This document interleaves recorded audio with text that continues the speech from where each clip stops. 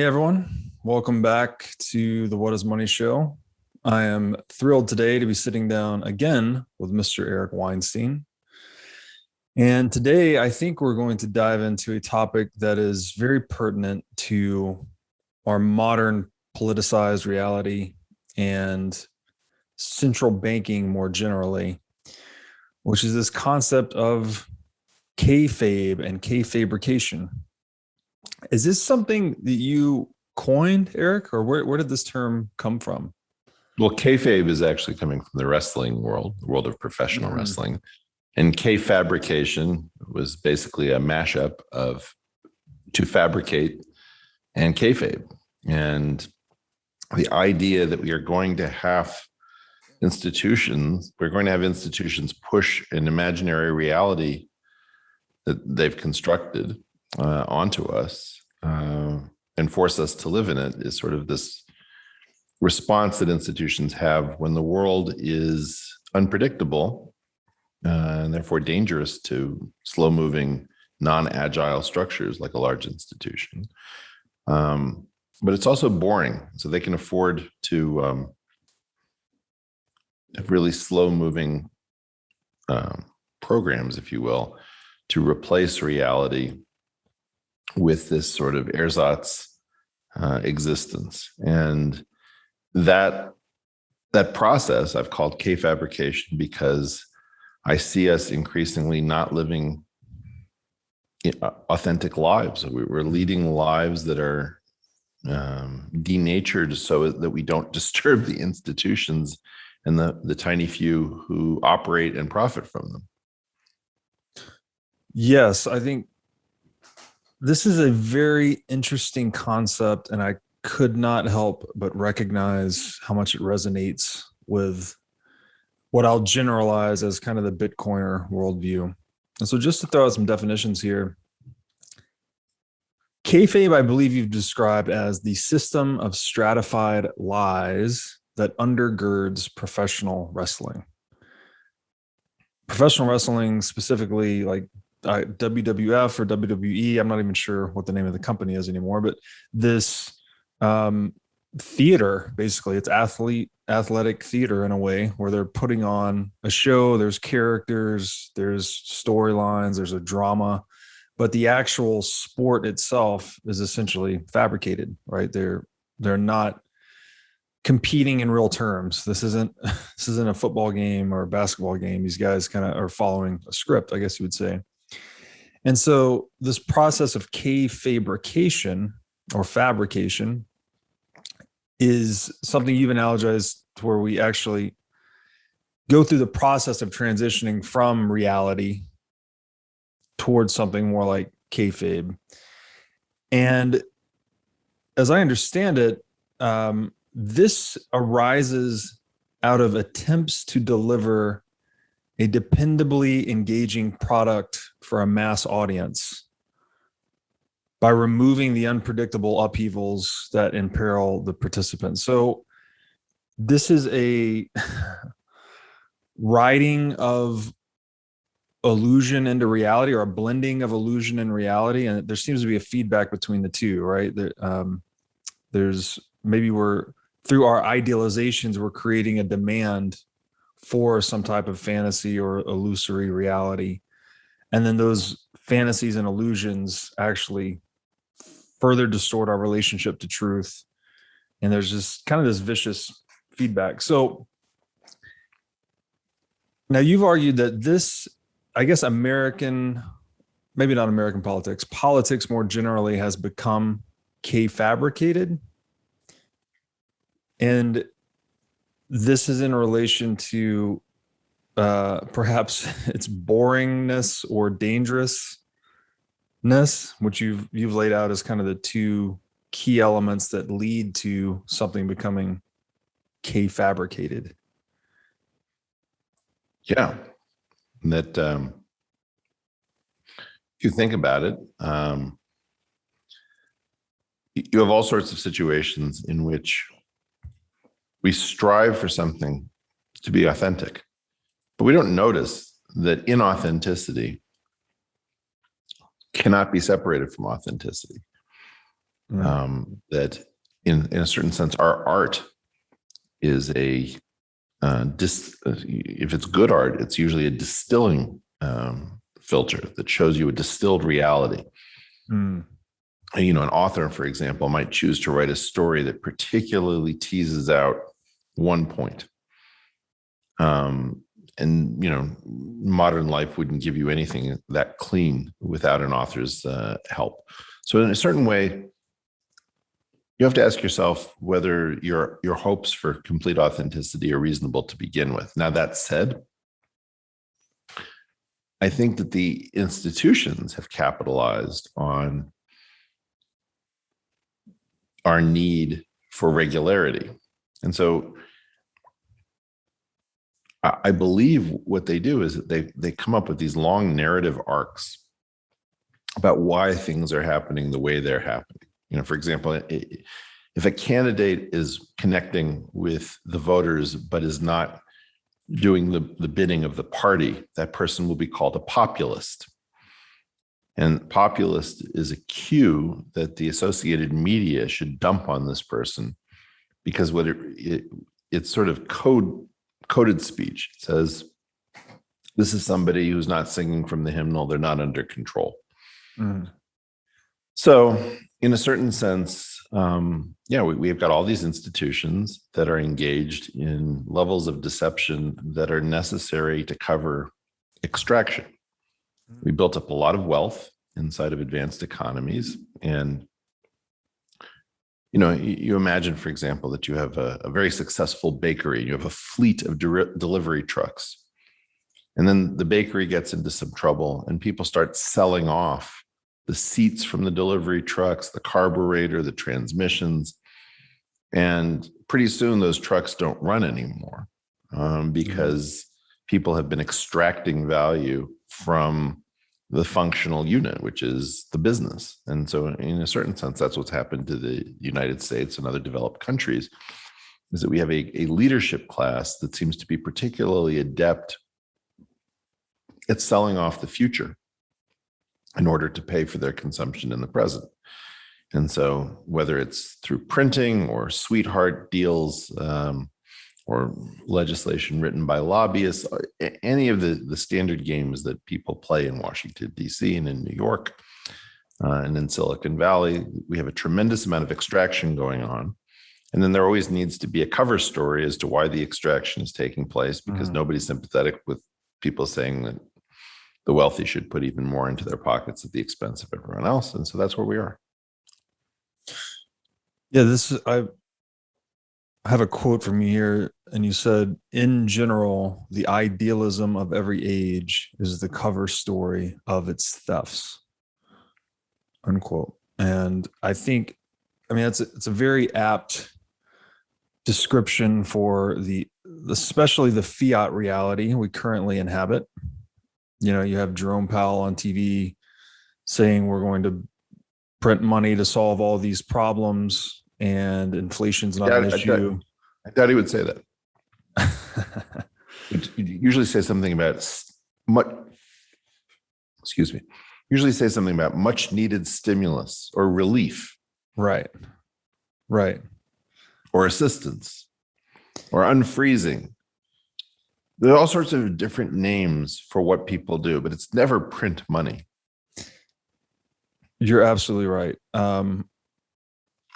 I may be reciting it in my own translation here, but you're right. No. Quantitative easing, relief, increase the debt ceiling, all of these euphemisms to disguise the extraction, as you say.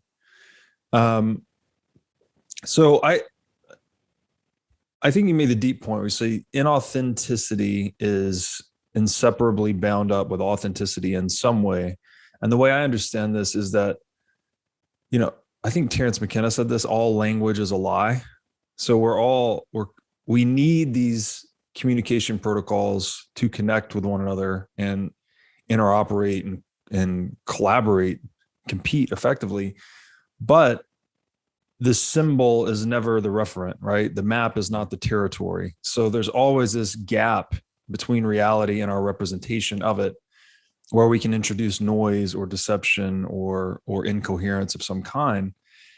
And it appears to me like this is nowhere more prevalent than politics today. I mean, it's almost entirely, as to your point, it's almost like professional wrestling entirely. People don't take it seriously at all. And I would argue that this has a lot to do with breaking the tie, right, between what money was intended to represent, which was gold. So the dollar was the symbol for gold, right, for this referent. But then when we broke away from that, you're essentially giving the political layer unlimited latitude to spin up whatever illusion it wants, fund it via printing or other extractive methods. And there's no check on these illusions. There's no way for anyone to call their bluff. Because, historically gold was... Satoshi would disagree with you. Well, Satoshi has given us the way to call the bluff. But it's early days, right? So yeah. Is there a connection here, I guess, between, and my perspective would be that there's a connection between the inauthenticity injected into money and the inauthenticity that has come to inhabit our political speech? Sure. Yeah. Those things are very closely tied together. Because you should think about printing as deferral and redirection of consequence. Mm-hmm. So we both defer the reckonings, and they will happen now after there's much more tinder built up in the system. That's one issue. And then it's also a redirection, because if you print the money, that is that you dilute everyone who already holds something, and then you direct where the money you just printed is to go, then you're not only devaluing and debasing the currency, you're also redistributing the wealth. Mm-hmm. And so those two features, of course, you're always going to tell us that you're doing it for public spirited reasons, Mm-hmm. but you're diluting and you're redirecting based not on gold, but of course on lead. Different element. It's by virtue of Weber's theory that a government is a monopoly on violence, that the government can throw you in jail if you refuse to play ball by its rules. And how does it do that? By maintaining a monopoly on violence. So effectively, when you stop being gold-based, you become lead-based.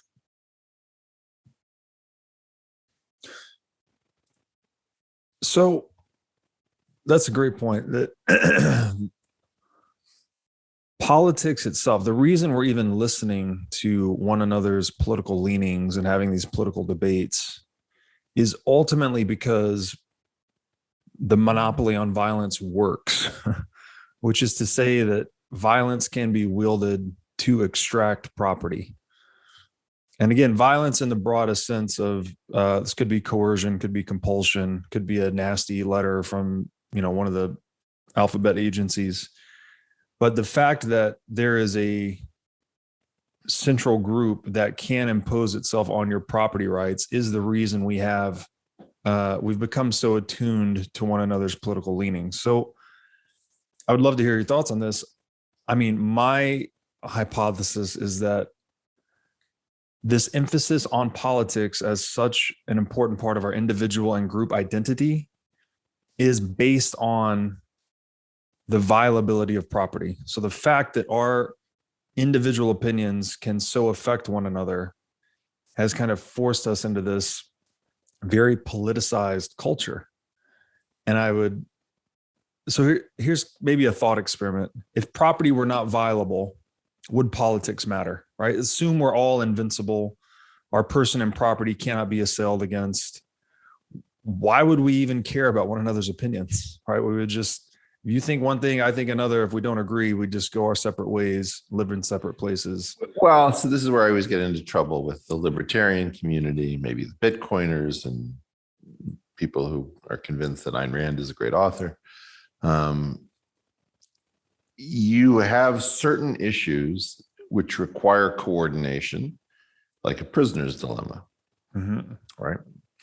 Now, the instant I say that, the libertarian community says, okay, I can look 2 moves ahead. Once he says that there are reasons to coordinate coercive behavior, to coordinate coercion, that's going to get used for everything. They're going to want to tell me what milk to buy, what shoes to wear, when I can go to bed, and F that. And of course, that's the problem, is that there is a small region of human activity that does require coordinated behavior. And we don't really fully know what to do, because the people who understand that seem to want to use authoritarian power to tell us all, whether to brush our teeth starting from the top or the bottom, because they know, and we're the unwashed, and they want to tell us what to do. Or want to say, you're not the boss of me.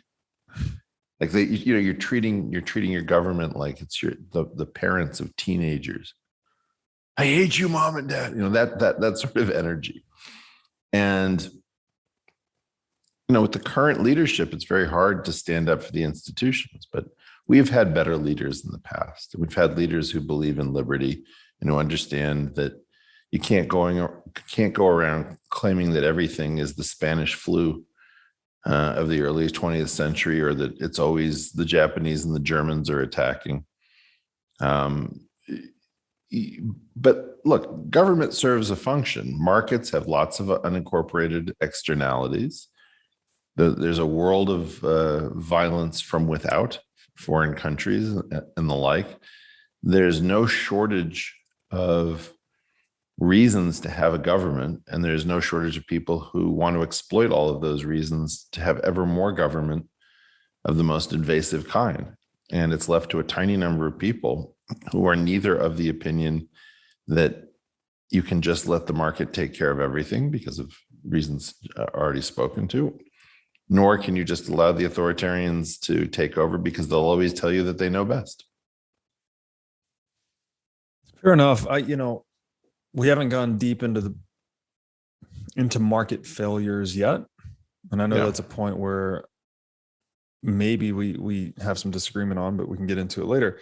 Assuming there are market failures, assuming there are things that the market can't solve for, and then we do need this, non-market authoritarian mechanism at times. I guess the most important thing there is that the people who are governed have some check on this body that can coerce them. This apparatus of coercion, compulsion, and violence we call the state. The individuals that construct that state for their own benefit, presumably to solve market failures, need to be able to call its bluff or cast a vote against it. And that's historically what gold was, right? If you were misbehaving, if you're mistreating your people, or you're being irresponsible in terms of monetary policy, gold would leave your country. And so in this way, this is the reason I've argued that gold historically was the regulator of governments. Effectively, it regulated the balance of payments. But as we know, central banks have cornered the market on gold. They have more or less detached the current financial system from it, although they still accumulate a lot of gold for themselves. So what is, okay, so let's talk about that. Let's talk about central banking and Kayfabe. So Kayfabe, as you said, things that are very boring and very dangerous tend to suffer from Kayfabrication. And it's surprising how many things have those two attributes, because they sound initially a little bit contradictory. Yes, they do. But upon further reflection, specifically on central banking, I can't think of anything more boring or more dangerous. Boring in the sense that central banking is just mechanically the accounting process for allocating proceeds stolen via inflation. Well, and then dangerous. To stay away from that language, although I share your sentiment. Maybe there's some different language for that, but it's dangerous in the sense that those proceeds are typically allocated towards funding political endeavors up to and including warfare. which I think by definition, there's nothing more dangerous. So does central banking inevitably suffer from Kayfabrication? And then is that illusion, or what do you call this? A distortion of reality? Does that then percolate up into the rest of political reality? Is that what we're seeing today with social justice warriors and the wokeism and all this, not and the corruption of institutions? I mean, I think that's a little bit different. You have to appreciate the Bitcoin community has a problem, which is that it tends to want to see everything simplistically in terms of money. And what it has right is that money is a technology unlike any other. It's, you know, it's sort of, it's singular. Mm-hmm.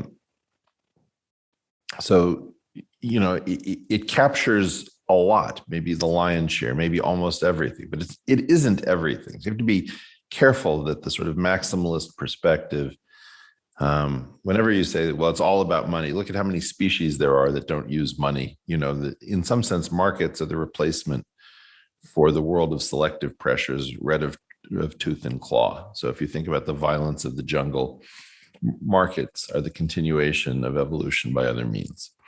Mm-hmm. Now, the issue with central banking is that there is an ostensible reason to do it, which is that you want to make sure that the market doesn't seize up, you know, that too many people start to develop a preference for holding money, then the market, that there aren't enough bills that are moving around in the system. And you say, okay, well, this is going to cause a recession. So we're going to both inject and remove liquidity as necessary.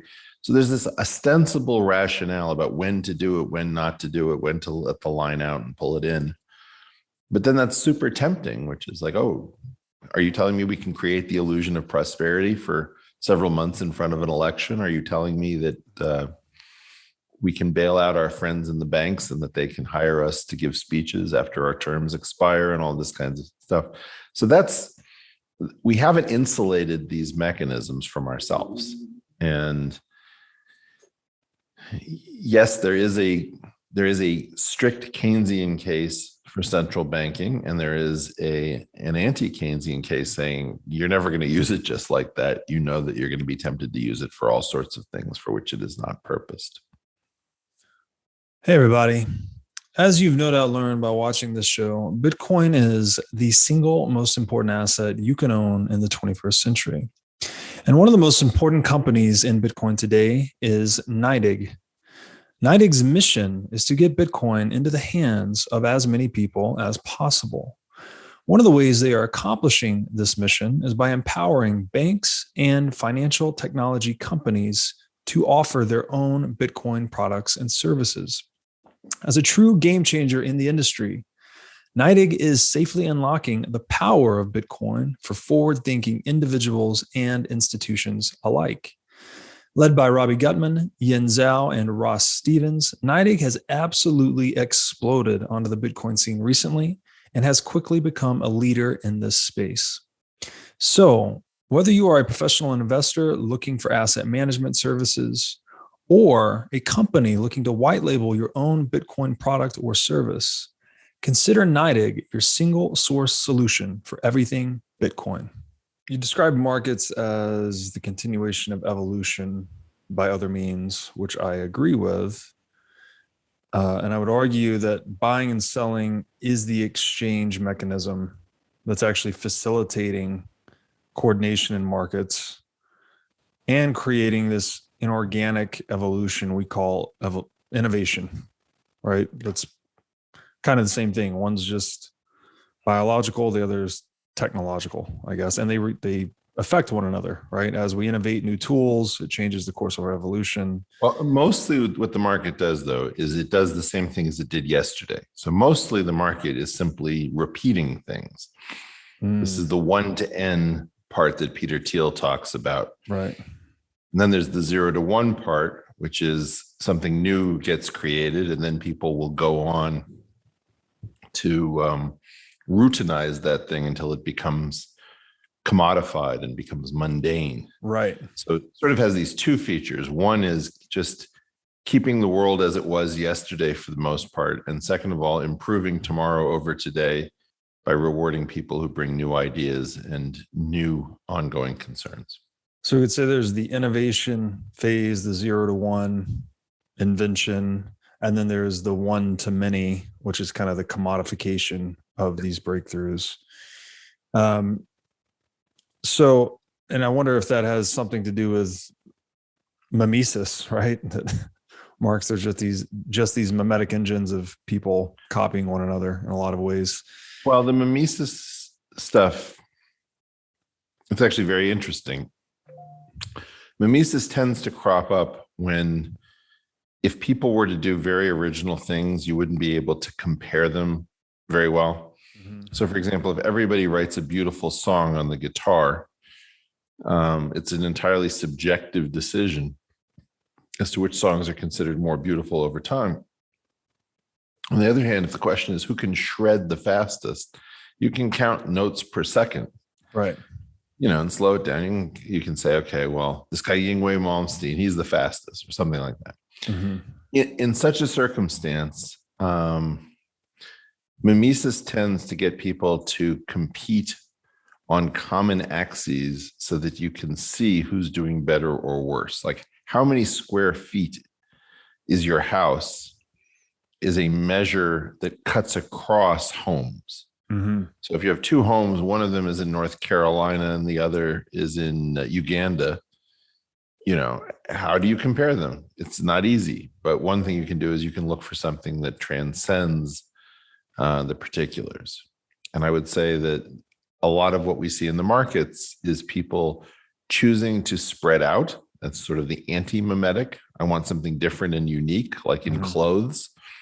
On the other hand, people tend to say, but not so unique that I'm not perceived as being part of my group. Mm.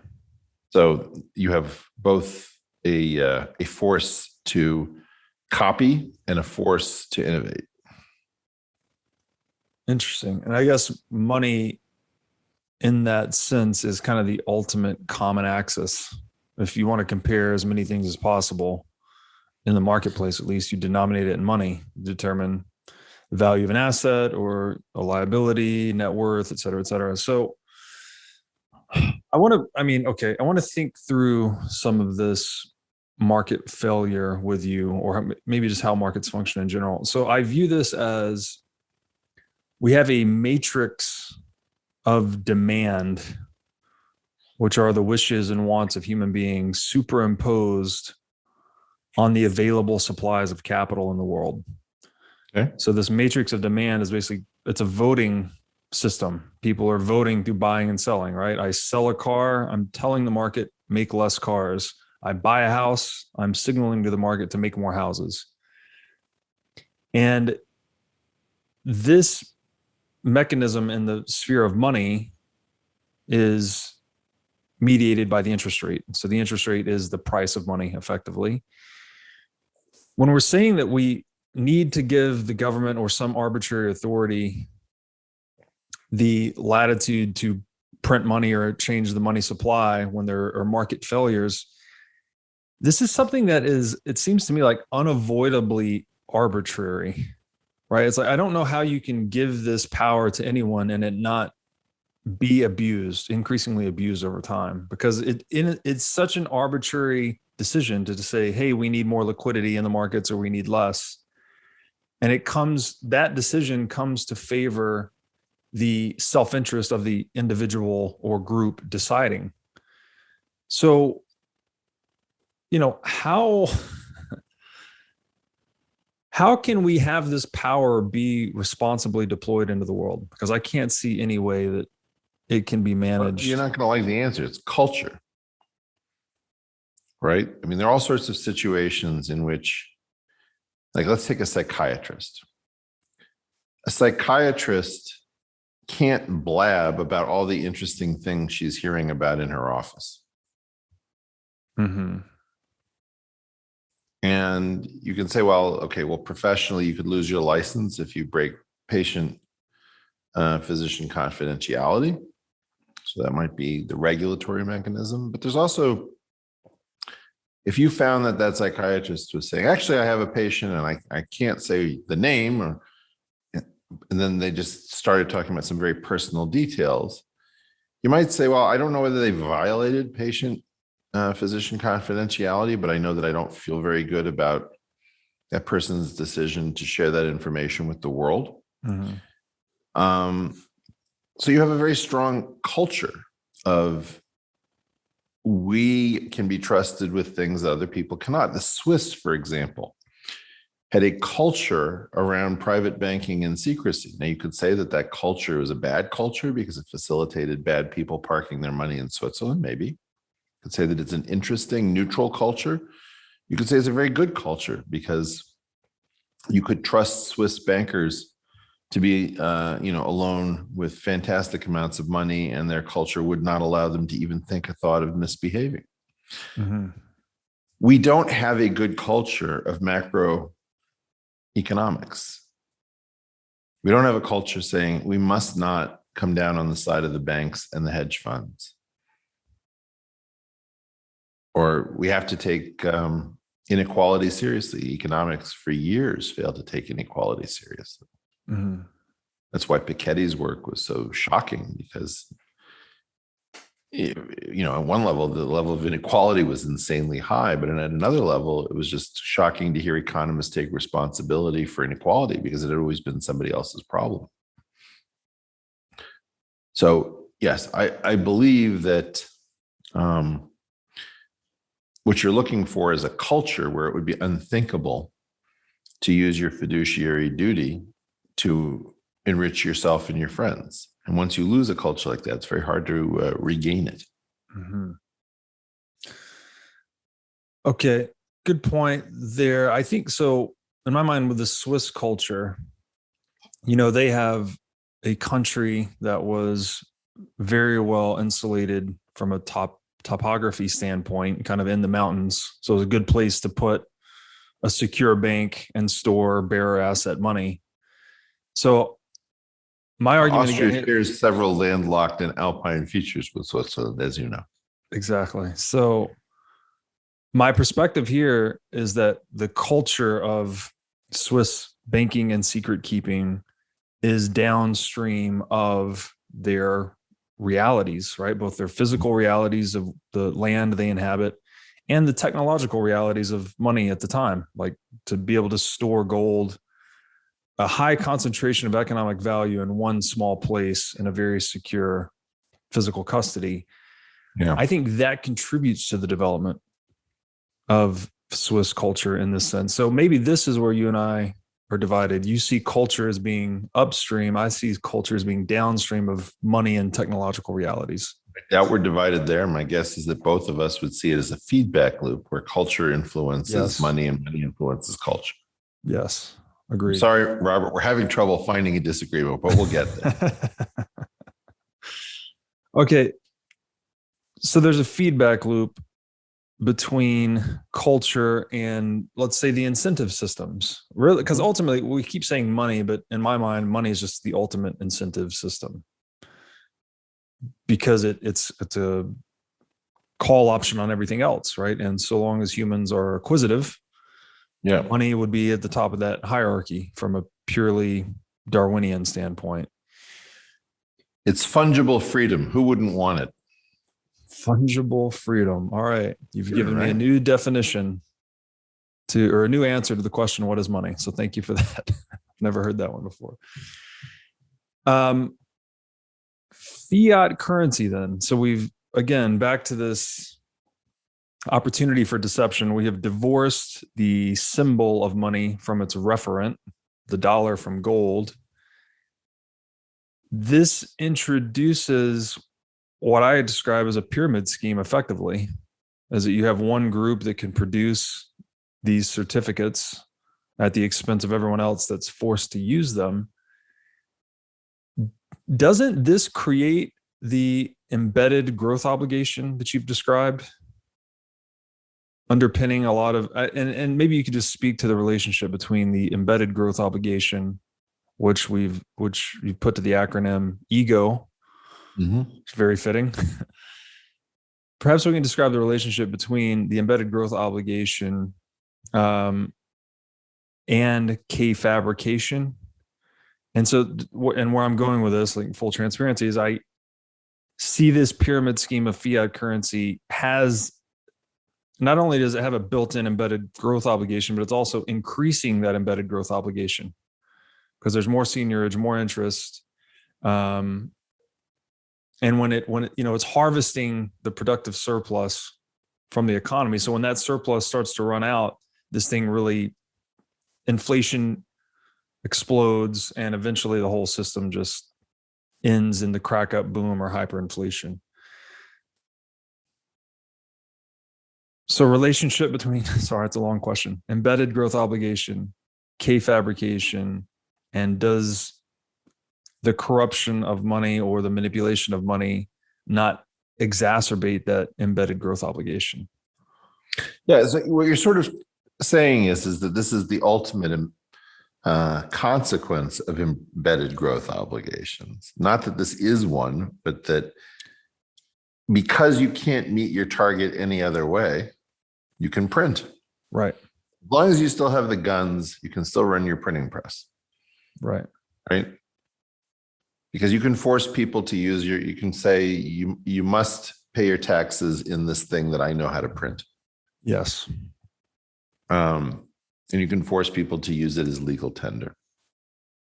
So that's a response. Now, the way I've set it up is that the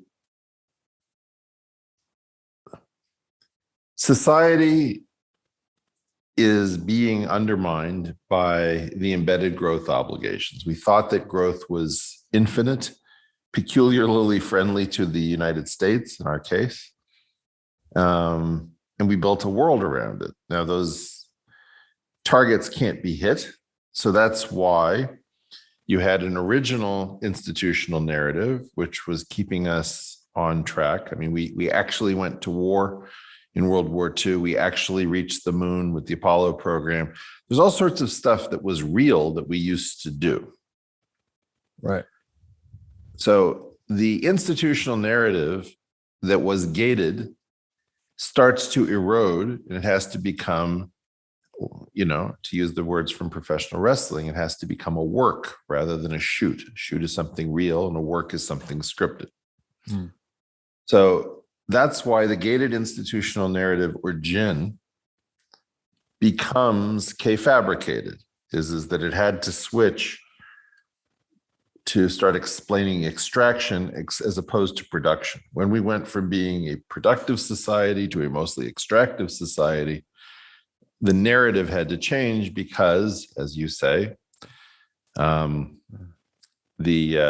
idealism of every age is the cover story of its greatest thefts. And those thefts have been the undermining, the hollowing out, the seigniorage, the dilution, the denaturing of our society. And a lot of it has taken place through money. So now you have this thing called the GIN that is protected by what I call the DISC, or the Distributed Idea Suppression Complex. If you try to put together what's going on with the Fed and the Bureau of Labor Statistics and our policymaking apparatus, you'll immediately be told that you're a crazy crackpot, gold bug, Ayn Rand loving super freak of some kind. Now, why is that? Because the biggest penalties come from trying to say, can this story be made sensible? If you think about it, the universal crime of this moment is trying to make the world understandable and therefore actionable. Presumably, if we had macroeconomists who were miscomputing the rate of inflation, who were meddling in our society, we could get them to stop. And so everybody who has a game that's ongoing is calling everybody who's trying to stop that game a crackpot.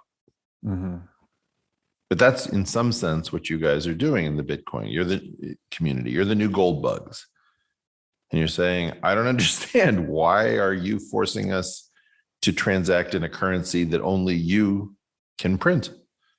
That feels like I'm being forced to devalue myself as a protection racket. It sounds like the mafia. Now, if I trusted our central bankers a bit more, which I don't, I would say you guys are being alarmist. Mm. But I don't think it's alarmist given what we've seen. In other words, there isn't a culture that says that central banking is a sacred responsibility. There's sort of a feeling that central banking is something that the big boys in finance put together to protect their own interests before they protect anyone else's. That's right. And, you know, I'm in this very uncomfortable position where I can see the problems with our leadership. I can tell you that there are situations in which, I mean, I could imagine a coin, for example, that had algorithmic central banking, so that if too many people were holding the coin and not transacting, the rate at which new coins could be mined would increase up until the point where people start spending again. You could imagine this being put beyond reach of human beings, so that it's not discretionary to line the pockets of the few. We can probably separate those out by some sort of future innovation in sort of blockchain decentralized space. But in general, most of my libertarian and Bitcoin friends take the attitude of, why do you imagine we would ever get better than the central bankers we have? Isn't it just better to shut them all out? And I don't know the answer to that. If you imagine that the world were really based on very hard money, and we started to have a seize up in the economy where people were trying to hold on to cash and they couldn't meet their obligations, you'll find that very quickly there are real downsides to having very hard cash as well. That's not going to go down well in the Bitcoin community because everybody believes the harder the better. We just want to mediate consequence. And I don't disagree with a lot of that. But you might remember that cash only makes sense. Money only makes sense with the barrel of a gun. What does that mean? What do you mean by that?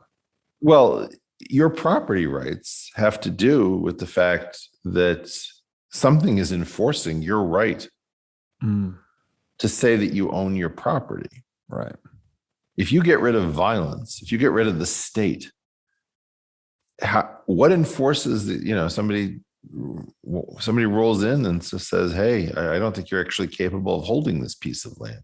You lack the stomach. You don't have enough friends. You don't have the firearms.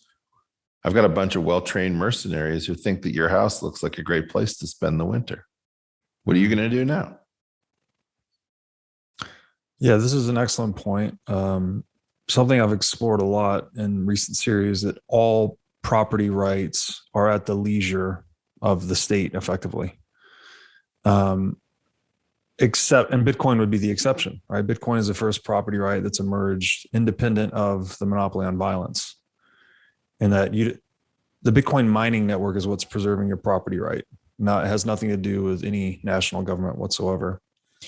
Now, you could argue that there are some second order effects of Bitcoin mining being peaceable because it's within the boundaries of a nation state.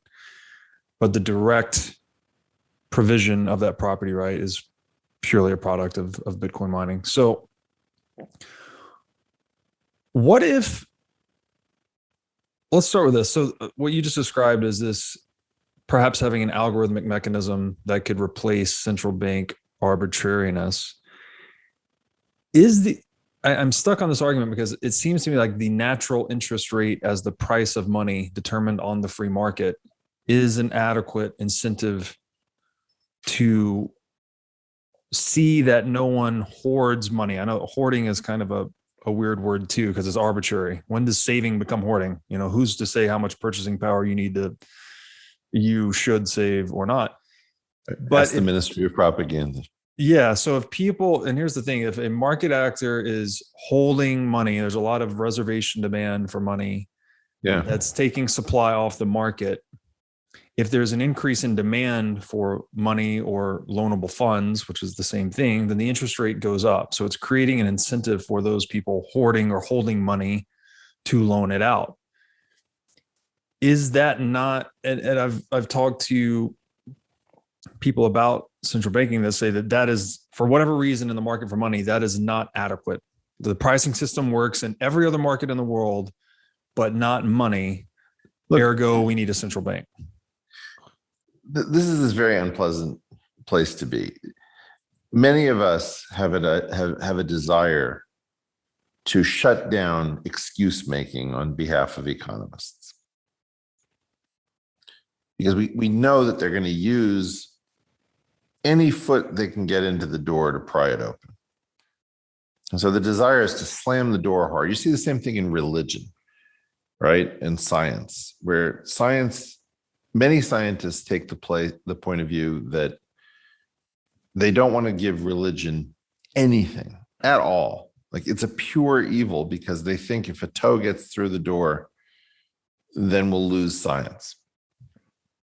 And, I think something is going on here in libertarian world, where the sense is, if we admit that there is a function of taxes, if there is a function of having a standing army, that central banking has an ostensible purpose, then we know where that's going to go. So we're just going to shut the door on that absolutely and completely. Now, you might make the argument that even if there's a theoretical possibility of doing algorithmic central banking or non-predatory central banking, that you still shouldn't do it, because the odds that it will be misused are so much greater than any benefit that might be given. That's a different style of argument. Then it's just a pure bad. But this is part of my discomfort with the Bitcoin world, is that you don't know what a purely algorithmic world would look like. I mean, we already have certain sorts of fears that what if the value in a Bitcoin world or some other blockchain world started to ignore the cost of producing tokens in terms of the ecological damage? It would become so energy intensive. Again, I don't want to say that this is a Bitcoin problem, because people who don't like Bitcoin will use the environment to try to shut down Bitcoin. But on the other hand, you can see a formal argument that says, what if somebody created a coin where, if you could prove that 3 people got murdered, that you were entitled to print a new token or something? Whatever the formal rules are going to encode what happens next, and you won't be able to stop it. Mm-hmm. So, for example, if you have a social media company that's based on a blockchain and decentralized computing, and you think, great, we've gotten around censorship, you could easily find that on that social network very shortly, all sorts of terrible things are happening, but you've locked yourself out of it, right? Just the way nobody controls Bitcoin, nobody might control your new social network. And now it starts doing things you never predicted. So my concern is that a lot of us are so sick of the ordinary normie world that we fully embrace anything that comes from the periphery, like Bitcoin. You may come to regret those decisions when you realize that you're the new big dog. Like, in a certain sense, Google and Facebook didn't really understand that they were enormous, powerful companies. They for a period of time, they fought like startups. They didn't realize that they had become the man. Mm-hmm. And, I worry that the sort of libertarian stuff, it was very exciting when El Salvador went for Bitcoin, right? But if you suddenly found out that there was, like, I don't know, cryptological backdoor in the standards that are underlying, or that some new thing happens where there's a change in quantum computing and the blockchain collapses, I don't know. All of the things that could potentially happen are things that the elders of the Bitcoin community have to consider very seriously. Many of you will have said, look, it's gone on for over a decade. None of those bad things that we all can understand have happened. I think this is a pretty good indication that we're good to go. Maybe. I don't know, like Nassim seems to know, that this has to end in disaster. I don't see that, like, the maximalists say that it has to end in happiness. I think it could end. It could end in disaster. It might not. It's new. It's novel. But you have to take on the responsibilities of being the big dogs. You're now. This isn't the scrappy period of Bitcoin. Bitcoin has gotten very serious, very mainstream. I agree with that. I do view Bitcoin as still, it has become much more serious, but it's still going through these scrappy stages, and that it's, it's a sub $1 trillion market competing to be 100 trillion plus, let's say, in general. Okay, so wait. What's the approximate size of Bitcoin in terms of US dollars? The market cap today is probably in the $700 to $800 billion range. All right. So I appreciate what you're saying, but let's just think about this. This thing that I got laughed at for talking about in like 2010, 2011 on Wall Street is hundreds of billion dollars in size. Mm-hmm. Just if you think about where it's been and where it might go, plan for your future success, guys. And when you blow through $1 trillion, well, it's only $1 trillion, then it'll be 10 trillion, or whatever it is. So you got to start thinking like the big dogs. Mm-hmm. That's what was so upsetting about the Elon kiss, is that it's like, no, you're the guys. Don't talk about the fact that Elon gave you a kiss. If you're going to be the man, be the man. Yeah, at the end of our last conversation, the points you brought up about Bitcoin adopting or adapting to the existing reality, in terms of chairing or sponsoring an economics chair and things like that. I mean, where your head's at is where I think I'm glad we're having this conversation, because Bitcoiners do need to think more like this, right? We need to look around the corner and say, if this thing's 10 or $100 trillion, what are we doing with that capital, right? How are we influencing the shape of the world in the course of history? Well, first buy the toys and get it out of your system. But when you're done buying toys, we got a lot of work to do. We really do. Yeah. No Lambos. Let's just focus on the work, I think. So, all right. No, we need to focus a little bit on the Lambos. People need to feel rich. They need to feel safe. They need to feel secure. They need to feel good. Yes. They took a lot of crap from their relatives, their spouses, their employers about their focus on crypto. So they've got a chip on their shoulder for a reason. We got to make sure that they're entitled to take a few victory laps. In a Lambo. Yeah, backwards. And they can crash it at the end and say, don't worry, I've got 3 more at home. But then, sooner or later, fund some physics, save some lives, do something else. Yeah. I don't know. I mean, okay. we have to get off this planet, and we're not going to do it buying fancy cars. We have to start thinking about how to keep the planet from blowing up while we're here. Yes. That may involve climate, may involve disease, certainly involves the markets, money. We've got to worry about culture. And then ultimately, we've got to diversify, because we can't all stay here. And that's what you guys got to get to. Hear you loud and clear on that one. So I think your point there, that people need to feel rich, need to feel safe, et cetera, this segues well into what I consider, this is the bedrock of peace, actually, is the stability of rules. So the example I like to give is that if you're sitting down to play poker, and if the hand ranking is changing every few hands at the whim of the casino or one of the players, then that game is inherently unstable, right? Players are going to abdicate. They're going to leave the table. It's only when the rules are steady and predictable that players can engage in a game, right? In a sustainable game. You can sit there and play hands for many hours.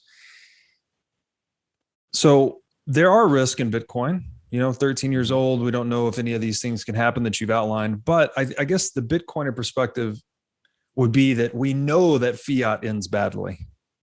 It's a virtual certainty. I mean, and we have, not only do we have a priori rationalistic basis for understanding, the Austrian business cycle theory and the crack up boom, but we also have a plethora of economic history to support that. So I don't think there's anything that I can think of, at least in the sphere of economics, that's more certain than the failure and pain that fiat currency causes ultimately. This is like the one lesson we've been learning over and over again as humans. We cannot print money to paper over our problems. It just does not work. So I think the Bitcoiner perspective may be that leadership itself is the problem. We keep looking for new leaders, new guy, new this, new that, new. But if we just get rid of this concept of top-down economics and, largely through the implementation of a money that can't be corrupted or monopolized, that we just get a better bottom-up outcome. Yeah, well, this is Satoshi is the George Washington of money. George Washington's greatest accomplishment was locking himself out of an additional term and saying, no, I prefer to retire. We're not going to have a struggle over power, and I don't want to die in office. And in a certain sense, Satoshi locking Satoshi, whatever Satoshi is, collective, individual, cryptic government project, we don't know, that by locking itself out, it has this Washingtonian kind of a feel to it. And I think that, that's a big appeal to the Bitcoin community, that it's got this miraculous origin story, just the way the United States had the origin story that our first president retired. Yeah, I agree with that. I think money, since it is a social construct, it needs a mythological bedrock of some kind. And Satoshi, had he been an identified individual, Bitcoin would not have the same level of decentralization it currently enjoys, just by virtue of that guy existing, right? As being someone that could be coerced or compelled to sabotage the project in one way or another. Maybe, or it could be, a lot of pretty amazing people have given their lives for others. They don't tend to be in government. But if you think about, for example, the Chernobyl guys who built the sarcophagus around this failed nuclear reactor and paid through radiation poisoning. They died to save many. There are many people you can trust in a position who volunteer to fight in our armed forces, policemen, doctors. The key problem is that the people who go into central banking tend to be power obsessed. They don't tend to come from this culture of universal betterment. And perhaps that's our fault for not celebrating these people. But like, if you thought about it, would you want to be in a position where you were very rich and very hated? So, for example, I would imagine O.J. Simpson has probably still got a fair amount of money. He could probably make appearances now and generate money. But many people see him as a murderer. And, in a certain sense, I guess I have the question, is it really all about money? Doesn't it matter that certain people are highly regarded? And that's something that's I guess it really matters. It really matters that society holds certain people in high regard.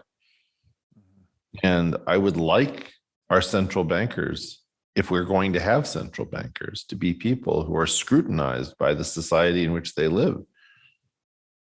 If you think about how many people were appreciative to Paul Volcker for doing unpopular things that needed to be done. Wringing inflation out of a system. I don't know. There is an older culture that's very hard to tell younger people about, which part of it had to do with the idea that the community keeps your history and your story. Right. So that when somebody, meets you and you have the last name Lincoln, it means something. You're the descendant of somebody who did something very difficult and paid with his life. And do we look back on Lincoln and saying, what a sucker? The guy was, set himself up to be killed. What a moron. If that's where we are, where we don't actually see a role for public spirited individuals, then, maybe we should just do Bitcoin, but it's not going to be a great world. I think it's very important to recognize that Bitcoin is having a very easy time making an argument because our leaders at this moment are so terrible. It's still hard to make the argument, but it's having a much easier time than it would be having in any other period where we had better leaders. But the way I view Bitcoin is that in many ways, it's just a play on the incompetence and lack of ethics of our banking class. We know they're going to print. Yeah. We know that they can't do anything else. Yes, agreed. And so to your point about those going into central banking that are power hungry. Yeah. I think the Bitcoiner answer to this is like, well, just close that avenue, close that option as being. Burn it down. Well, not burn it down. Just look, here's a coercive business. It's the biggest business in the world. All right. So close it down. So well, not even close it down.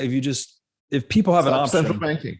If people have an option to hold the money that can't be inflated, then just give people that option and let the market sort it out. And then this is again, when that option is closed, it's like the power hungry central banker doesn't have the option to go into that business anymore and get rich. So he's going to go do something non-coercive and presumably productive. I understand the idea that the market has its own means of working everything out. I think what I'm not understanding, and this is not peculiar to money and to Bitcoiners, is that people are now talking in very simple terms at a very earnest level. Like you're having people say, we should open the borders. We should have an open border policy. And you're thinking, do you not understand what that would do? Or somebody else will say, I think all tax is theft. You say, wow, so no taxes? Yeah, zero. Taxes should be zero. Okay. How are you going to raise an army? Oh, well, everybody should choose to do what they want to do, and then you try to make sense of it. Or I think armies are bad. We're way beyond that. People have moved into this kind of utopian mindset, which is not very serious. And I think that, we have to look at Bitcoin as existing alongside fiat. And in part, Bitcoin's success has to do with the problems of fiat and capitalizing upon them. Right? So in this world, I suppose, I just want less extreme thinking. You're going to have institutions, you're going to have taxes, you're going to have market failures. You're going to have some degree of monetary management. And right now we're having a problem where we've got a leadership class that's terrible, that wants all sorts of authoritarian power well beyond what's needed to manage the world. And we also, I think, don't have a very talented leadership class. So this is a disaster. But I think that the heterodox community is taking away the message of just burn it all down, put it all on a blockchain, let markets handle everything. Now, I don't think you'd want to live in the world that you would be creating. You see, it's a little bit like if you're on a giant cruise ship, okay, and you jump around, like you take an aerobics class. The effect of your jumping around on a giant cruise ship is not very significant. You can neglect it because the ship isn't going to respond much. if you end up in a rowboat and you try doing your aerobics class in a rowboat, you're going to find that every motion of yours actually affects the entire boat. Mm-hmm.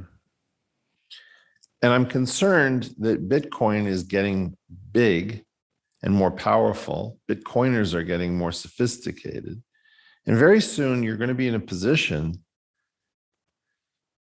where you were thinking in terms of, oh, we're on a cruise ship, so we can afford to, jump around. And now we're actually the ship. We're much bigger than we ever thought we were. We're going to matter. And I'm very worried about putting utopian thinking into practice at scale.